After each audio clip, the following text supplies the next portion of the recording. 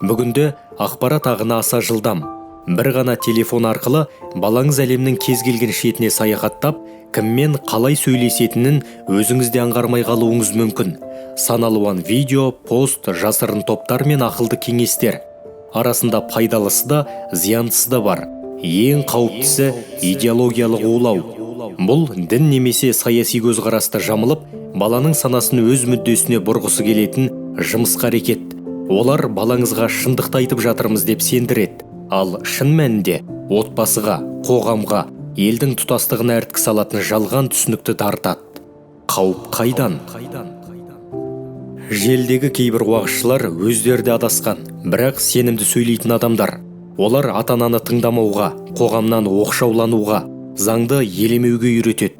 Бұл жай ғана бөтен пікір емес, бұл қауіп. Ата-ана не істей алады? Балаңызбен ашық сөйлесіңіз. Сұрақтарына нақты, шынайы жауап беріңіз.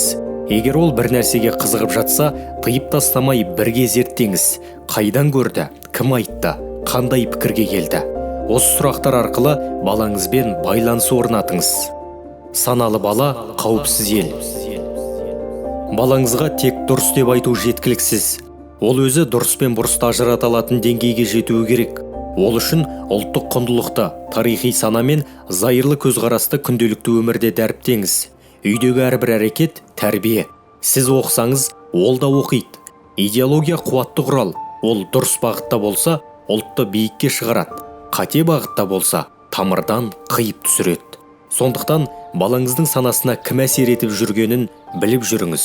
Балаңызға сеніңіз, бірақ бағыт беруді ұмытпаңыз.